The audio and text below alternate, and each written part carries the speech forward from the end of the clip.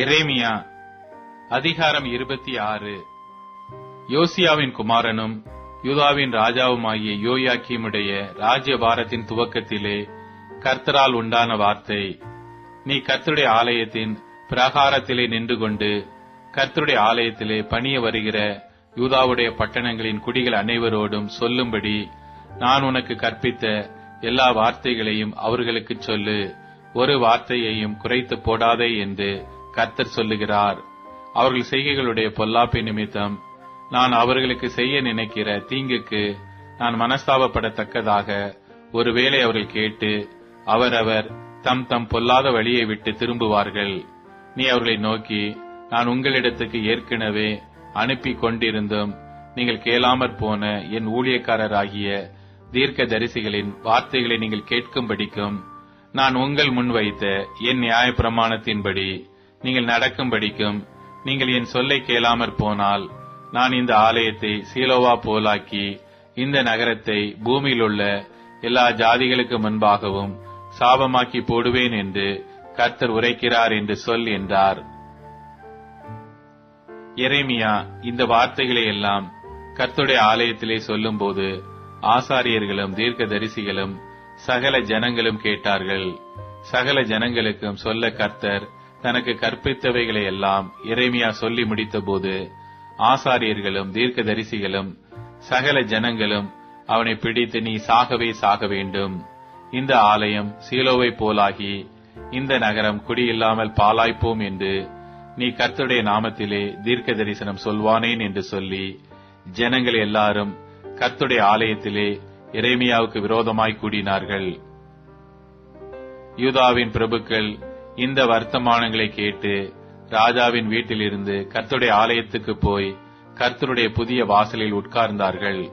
அப்பொழுது ஆசாரியர்களும் தீர்க்க தரிசிகளும் பிரபுக்களையும் சகல ஜனங்களை நோக்கி, இந்த மனுஷன் மரண ஆக்கினைக்கு பாத்திரன். உங்கள் செவிகளாலே நீங்கள் கேட்டபடி இந்த நகரத்துக்கு விரோதமாக தீர்க்க தரிசனம் சொன்னானே என்றார்கள்.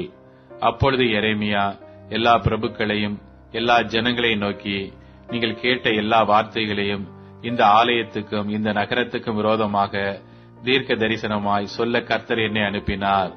இப்பொழுதும் நீங்கள் உங்கள் வழிகளையும் உங்கள் கிரியைகளையும் சீர்படுத்தி உங்கள் தேவனாகிய கர்த்தருடைய சத்தத்தை கேளுங்கள். அப்பொழுது கர்த்தர் உங்களுக்கு விரோதமாய் சொன்ன தீங்குக்கு மனஸ்தாபப்படுவார்.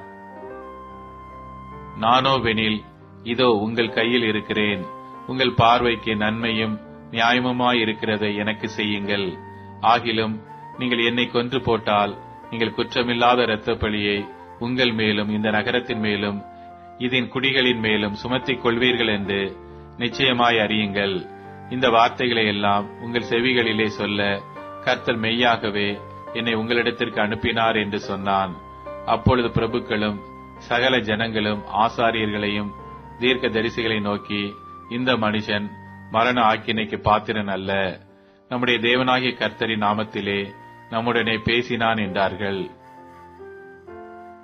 தேசத்திலே மூப்பரானவர்களில் சிலர் எழும்பி சபையாகிய ஜனங்களை நோக்கி, யூதாவின் ராஜாவாகிய எசேக்கியாவின் நாட்களில் மொரேசே ஊரானாகிய மீகா தீர்க்க தரிசனம் சொல்லி யூதாவின் சகல ஜனங்களையும் பார்த்து, சியோன் வயல்வெளியாக உளப்பட்டு எருசலேம் மண் மேடுகளாய்ப்போம், இந்த ஆலயத்தின் பர்வதம் காட்டில் உள்ள மேடுகளாய்ப்போம் என்று சேனைகளின் கர்த்தர் உரைத்தார் என்று சொன்னான்.